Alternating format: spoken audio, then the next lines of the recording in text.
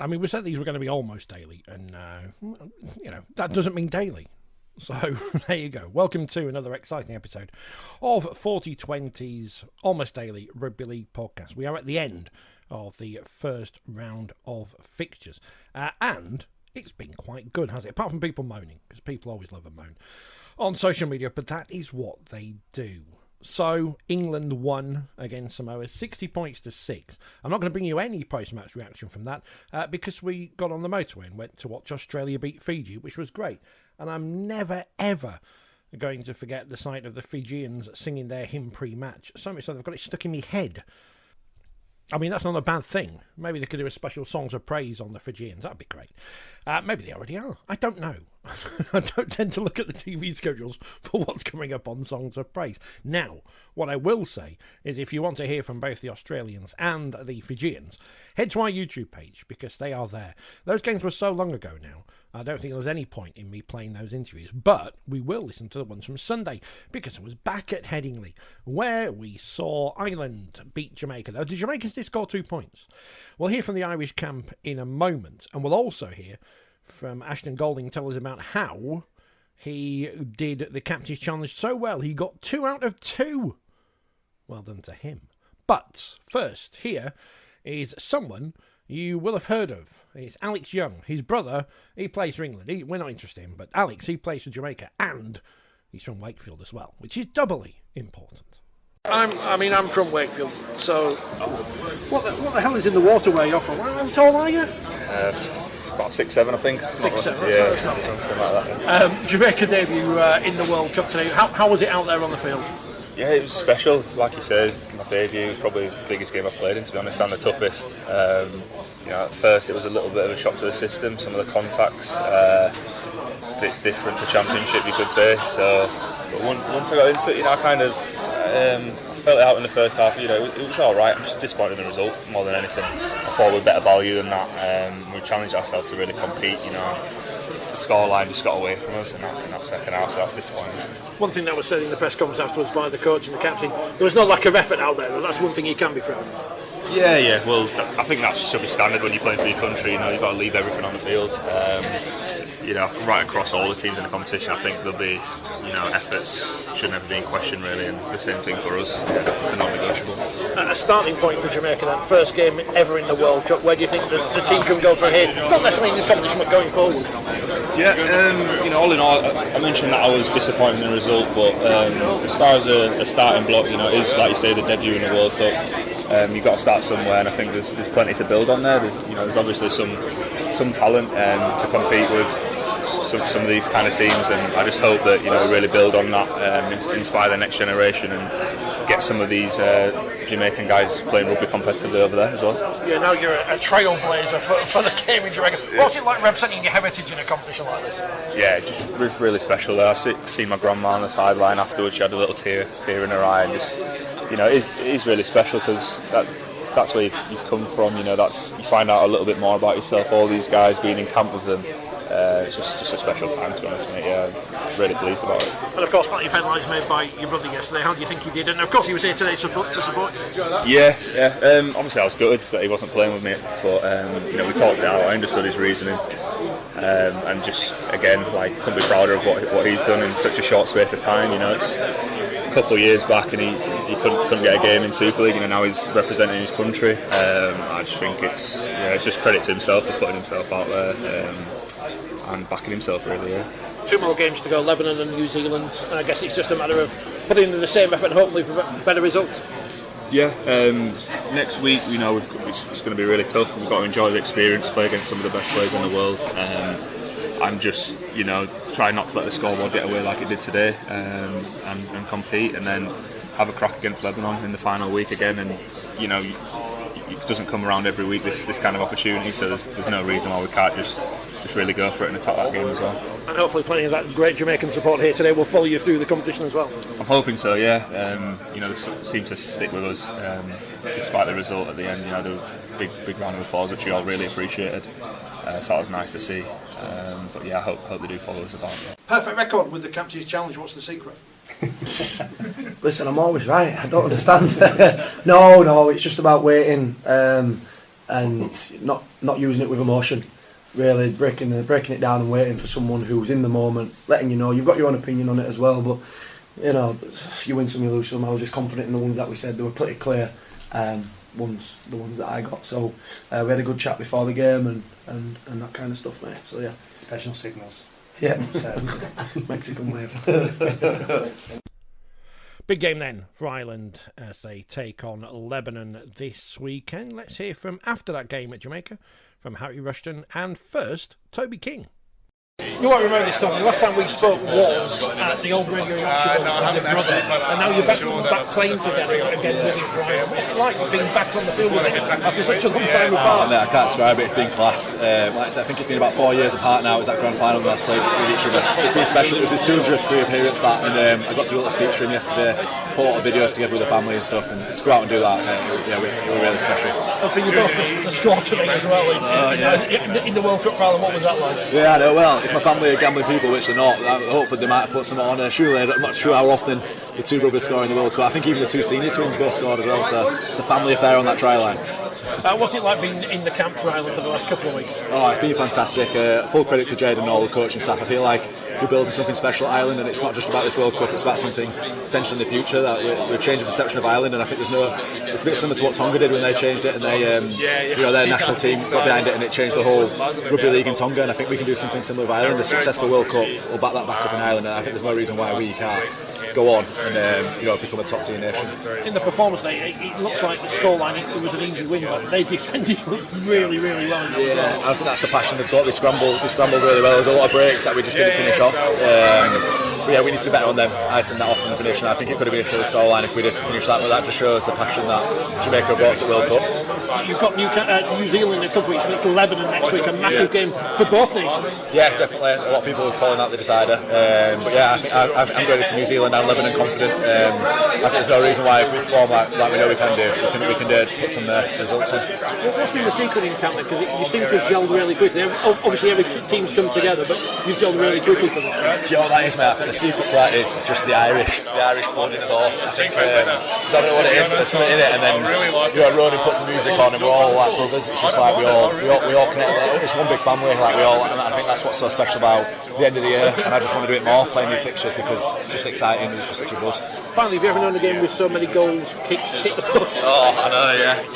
I feel sorry for the goal kickers there. They're getting unlucky, aren't they, hitting the crossbar. I'll have to do some goal kicking practice and training. What's it like out there playing for Ireland this afternoon? Yeah, it was a really proud moment for me. That was the first time my mum and stepdad had seen me in 2 years. My dad in 6 months and my stepmum. So yeah, I was really proud. First time my girlfriend watching me, and then also representing my heritage and my family. It was such a proud moment, and it was such a good feeling to get the win with the boys and have a good game. A good result as well. It looked easy on the scoreline, but they defended really well, the Jamaicans. Yeah, I was surprised, to be honest. When the 40 minutes I was on, they were really good, and they fronted up. I took a carry-off kick-off thinking I'm going to go well here and not folded. So yeah, it's a good example to never underestimate a team, really. A great mix of talent in the Irish squad. What is it that's special about this team? I think it's Jed Corcoran, our coach. He's got us really tight knit together. We're all somehow 10 days we're all best mates, singing, dancing, Ronan with his teams. It's been 10 of the best days of my life so far. Having spoke to Ronan last week, he does appear to be the life and soul of the party, and I'm guessing that's the case. Yeah, 100%. Yeah, always singing, always dancing, always got good energy. Even though he didn't unfortunately get picked this week, he's still brought the energy all week, and it's just credit to him, really. Yeah. How important is it that there is someone genuine? I use the term genuinely Irish, but you know what I mean, in the squad for this World Cup? No, it's really good. He's my roomie. He's taught me a lot, really, about past in Ireland and stuff, and growing up there. And I do feel Irish myself, obviously with my grandma, but obviously he's experienced it, and it's good to learn things off him, really. Yeah. And that's the thing about this World Cup. Whoever plays for whatever country, no matter where they were born, as soon as you put on that shirt, you are a great representative of that country, and it means the world to you. 100%, yeah. Well, I mean, I've had 2 club debuts so far at Canberra and Wigan, and that was the proudest I felt making a debut for a team, really. And I mean, that shows how much togetherness we've got here, and also how proud I am to represent the heritage. Great support from the Irish there, and of course a big game next week against Lebanon. Yeah, definitely. We use that as a stepping stone tonight. I think we do have a lot to work on, kicking goals being one of them. Well, now we will build next week, and we will all be confident going to Lebanon. Yeah. Have you ever known a game with so many goals hit the post? No, I think we've been focusing so much on our plays and our team. Everyone was very excited to see Greece in their first World Cup game. They lost to France as expected, but scored a couple of tries and were very entertaining in the process, throwing the ball around as you really should do when you are the big underdogs to win a match. And that was entertaining on Monday. And then we had the two best games of the tournament so far. On Wednesday, Cook Islands edged out Wales. And if that wasn't the best game, then it was the game on Tuesday when Tonga and Papua New Guinea met at the Totally Wicked Stadium in St Helens. We'll hear from the Papua New Guinea camp in a moment. Coach Stanley Teppen alongside Captain Rhys Martin, who of course has now levelled the list of consecutive goal kicks in international rugby league. No, in any rugby league. And Alex Johnson. But first, let's hear from the Tonga camp. Christian Wolfe, of course, a man who's spoke plenty of times behind the desk at the Totally Wicked Stadium in his role as St Helens coach, or previous St Helens coach, I should say. David Fafita, who is massive. A giant of a man. I don't know if it comes across on TV, but when you stand in front of him, he's huge. You can imagine him being on the wrestling at some point. And having listened back to Andrew Voss's commentary, I've tried to get the pronunciation right on this, but I'm sure I've probably still got it wrong, so apologies. Siasuro Takaheo alongside his coach and the big man Fafita. Yeah, they're a tough team. I said that before the game. PNG, they're always going to turn up. They're very passionate. They always play tough. They always hit hard. They always run hard. And that's exactly what they did. And, we've got a lot more in us. We're going to be a lot better. We certainly learned a little bit from that game. And the most important thing too is that we found a win. We didn't play our best, but we found a way to win, and that's really important. That shows our class. And we also get a real run into our legs and some real match fitness out of that, and we're going to be better next week, there's no doubt. Did you think that's significant? The guys haven't played for some time, getting 80 minutes, real workout. I thought there was a number of players that looked like they hadn't played for a little while, and that's certainly the case. And there's a number of guys that obviously had a run last week, but there's a number of guys who couldn't have a run last week for different reasons as well. So as a team, we're going to get a lot better off the back of that. We're a little bit clunky at times and missed a few things that we'll be better at, but you get better by playing footy, and that's what we're going to do. So tell us about that passage of play where you put the kick through and Keon scored. I don't know how I ended up with the ball. Hit the ground 8 times, I think. Yeah, well, obviously it was last, so I just needed to get the ball out of my hand. It was good to see the other two front rowers. They were able to get there and score, which was good. So we had something happen over that kick. When was the last time you kicked in a game? 2-1? I can't remember. He kicks goals every week. Christian, Keon at hooker, 106 kilo dummy half. How did that come about, and is it something you'll persist with? Oh look, we'll figure out whether we persist with it through the week. We'll have a look at some video and make some decisions from there. But Sleeve is obviously out at the moment. He's come into camp with a little bit of an injury, and that's an area that we only had to make a decision there as to what we're going to carry in terms of playing 9. And with Sleever out, obviously we just wanted to put someone in there that we thought had the skill. He's a terrifically skillful player, Keon, and done a great job, I thought, as well. And some of his passes probably weren't right on the point, but I knew he could defend there. I knew he'd play tough, and we knew he'd keep it nice and simple. I thought he got us off to a good start.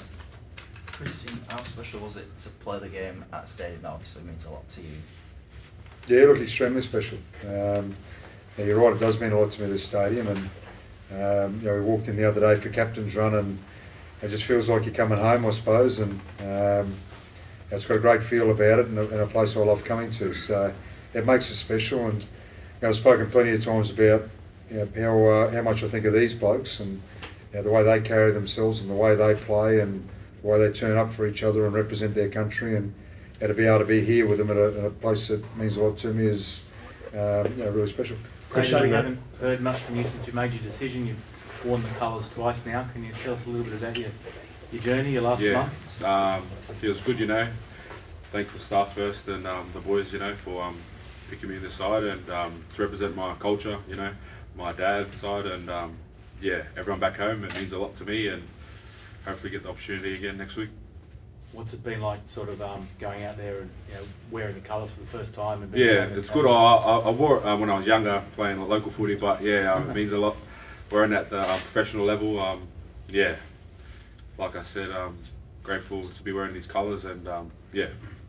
Dave, how easy has it been to come into a side where you're not just the one star, there's about 17 others, Yeah, whereas nah. at a club level you do have that expectation on you, right? Yeah, no, we're fortunate enough to have the Tongan-based players, that we have, and across the NRL and Super League here, and for myself, is just buying in and, coming together and coming into the, these boys here, Siwa, next to me, leadership and that, just trying to connect with them and, play with them. Christian, the result tonight means you'll probably miss England in quarterfinals. How important is the victory? This one? Yeah, look, whoever you play in a quarter-final, it's going to be a tough game. There's no doubt about that. And England were really impressive the other night. As I said, I thought they were really impressive. And people have talked about Samoa not being where they could and should be, but you can't take away from England how they played. And it didn't come as a surprise to me. I know those players, and I know how good some of them are. So we expect them to perform really well. But if we get to quarterfinals and we've got a couple of games that we've got to win first, whoever we play, there's going to be a tough game. Whether it's Samoa, whether it's England, we know that we're going to have to be really good. We're going to have to improve on tonight, and we have to work really hard to win it. Christian, you kind of hinted at it there. Jack Wellesby was amazing for England on Saturday. Were you proud watching him tear up Samoa like he did? Yeah, I was really proud watching him. He's a terrific player, he's a terrific person, and there's no surprises there. I see what he does every week, so it didn't surprise me at all that he was so dominant, and I thought he was the best player on the field. You're going to try and steal him away to the Dolphins? It's a load of questions. I signed him here for 3 years. See, when the Tonga guys were in here a second ago, and they said that they've been inspired by what you guys did in 2017, and Samoa was saying that openly before their game on the weekend. You kind of created a monster, really. Having your opposition are all lifting against you now. You sort of can't catch anyone by surprise anymore. Yeah, obviously, like what we did 2017 was more for our people, was more giving back to our families, and now seeing teams like PNG and especially Samoa, what they're doing now, obviously not playing for the money, but they're playing more for their families, for their people, and representing them well. So that's what we've been doing, and it's good to have this giant giant hair come on board as well, which is good. So like I said before, we're going to do this for the next generation, for the young kids. So hopefully one day we can see them putting on this jersey and representing their families. David, can you just tell us a little bit more? When did you start thinking about playing for Tonga at the World Cup? I was going to play the mid-year test, but fortunately I done my knee, my MCL. I had a couple of chats with Wolfie, and the opportunity came at the end of the year, and had a really good chat with my father, and I really love my dad, and I think it's just the right time, for myself, and I'm a young kid and that, do it for him and do it for my family and for the boys, and I'm really close with a few of the boys in this camp, and just to do it for my grandparents and all that, make them real happy, and it was good. What did your dad say to you? He got teary, when I said I'm going to play for Tonga, and I know he'll be watching. He was watching this morning, and just to do it for him and all my family back in Ipswich and that, so it's good. Talking about 2017, mate, your cousin Andrew was one of the guys that was a big, he led that push. Did you talk with Andrew about that decision? Andrew always wanted me to always, come on board and that. I was 17 back then, 2017, so I was in high school still. So just to, to see these guys, what they've done, back then, it's a real honour to be a part of it now. And we're only building, we've got heaps of young bucks in the locker room there, and hopefully we'll stay together and keep moving forward. Could I ask you the one question I ask you every week? How's Will Hopoate? I ask you that every week. Is he likely to play in the next game? Is he fit enough? He won't play next week, but there's a real chance against Cook Islands, and I know what sort of class Will's got, and I've got to remember that Saints this year we never lost a game with Will Hopoate playing, so I think that speaks volumes of his class and his influence on the team, and I also know how much it means to him to play for Tonga. So if he's ready to play Cook Islands, he'll play Cook Islands. If he's not ready for Cook Islands, then he'll certainly play in the quarter final. Wolf, is it the same with Saliva? I know he's really important to you. Playing 9 half, like, do you think in quarters or back in the group stage? Oh, look, I think he'll be a little bit earlier. It'll be a chance for next week against Wales, and if he's not quite right, then we'll save him for Cook Islands and go from there. Reece, you've equalled the world record tonight. 41 consecutive kicks without missing. How does that feel? Yeah, it's a great personal achievement. It's just for me. I just that's my job really, for my team, and to get 41, it's a great achievement. I'll probably reflect on that later on. But yeah, just at the moment, just a bit disappointed just with the result, but couldn't be prouder of my teammates and the way we showed up and played tonight. So I'll reflect on that a bit later. You said at the launch it would be a good testing for your team and where you were at. Are you confident that you've shown that you are up there with the likes of Tonga, Samoa, England? Definitely. I think we've just shown that in that 80 minutes. To not get the win tonight, it comes down to a few little things there during that game, but the way we hung in there and come out for that second half, I think teams will be have to get up for the Cummels, because if we keep playing like that, we're going to be hard to beat. What do you think those little things were? And I think that the scrum decision just before half time, where we probably could have taken the 2 points. Don't know why the penalty went against us there. And then I think it was three disallowed tries. If we get those, we're going in, with the lead. It's a totally different ball game then. Stanley, particularly that second half disallowed try, they must have watched it 10 times before they made the decision. What did you think of that decision? Yeah, I thought it was a try. I think most people watching would have given it a try, but it is what it is, and we take a lot out of that game and concentrate on the next game. Stan, looking forward, taking a team like Tonga down to the wire, some really good results for the Cummels last few years, knocking off Fiji, and then the Great Britain game, coming here first night, you pushed them all the way, didn't you? Yeah, it is. We were looking forward to this game. The boys can hold their heads up pretty high. We'll take a lot out of this game. Well done to Tonga. They won there, so we just spoke about playing for ourselves and rising together, and that's what the boys did. So we'll take a lot out of this. Alex, never fun to lose with 3 minutes to go, is it? It's a tough way, always hard to take.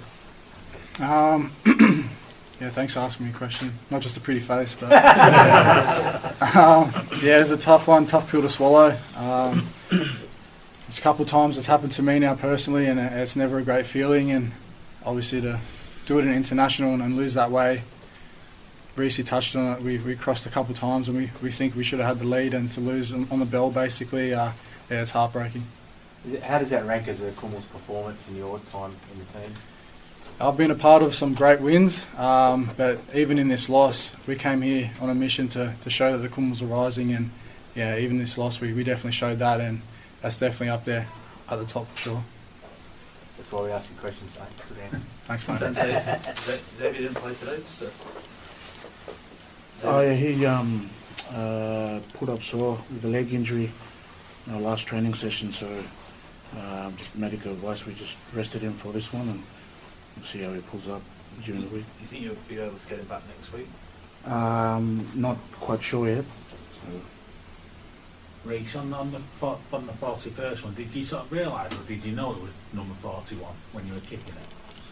And what it meant for the world record? Yeah, I kind of lost count a little bit. I couldn't remember how many I already kicked, but lucky they don't count training. He's spraying it everywhere, left and right.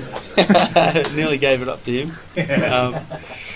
Yeah, no, I did have it in my mind, but yeah, it's just it's my job. Like I said, like whether I miss or not, it's I need to do that. I need to get that goal kick in, and I kind of just stick to my routine, and that's how I practice it. And try not to let the pressure overwhelm you, because when that happens, you tend to shank them a bit. Were you thinking number 41, it had to be on the bloody touchline? It was more the Rod's disallowed try. That was the one I was worried about, because that was right on the touchline. So yeah, it was pretty shit along. Sorry. It was the field on that touchline was really soft, and I was a bit worried about that one, but yeah, it got disallowed. So yeah. Just a message from Papua New Guinea, the post-career. You guys were down at half-time. What was the message going into the sheds, and to actually come back and level it, nearly winning the game? What was that message, and what was the team spirit to sort of get up? Just believe. We felt we were the better team. We crossed the line, and it was just unluckily it didn't count. So we definitely thought we were the better team, and just to keep at it, keep kicking them in corners, not the little chip kicks that didn't work for us. Just get in the grind, and that's what worked for us in the second half and got us in a position to win. Stanley, that's a real benchmark for the players to build from here, isn't it? Yes, it is. Like I said, we'll take a lot out of this. Go back, review obviously what we can do better. There's still always things we can get better at, and this game will give us a lot of confidence. Reece, it's been an interesting year for yourself at Leeds, and obviously you lost your father right at the start of the season. What was it like to pull on that jersey again, produce a really good performance, equal a world record after the year you've had? Yeah, it was it was a special moment. I think this morning when I was getting my messages from my brothers, they were excited. They were getting ready, setting their alarms for the game, and my second oldest brother put up a photo of Dad in his Kumul gear, and that made me a bit emotional. But just tonight I just wanted to do my job for the team. Because I don't want to be like this in front of my teammates. So it's just I've been waiting 3 years to do it again. So I'm just happy I got to pull on this jersey, and glad that we've put in a good performance. But this morning with my family, mate, it was that's what I'm doing it for, and that made me excited today. Scammer, you didn't get the win, but everyone was man of the match. What can you say about his performance? Yeah, Edwin's been in great form. We're just really lucky to have him available fit for us, and he showed there glimpses of what he can do, and we're really excited to his progression along the other games coming up. His combination obviously with Rocky as well, they play together.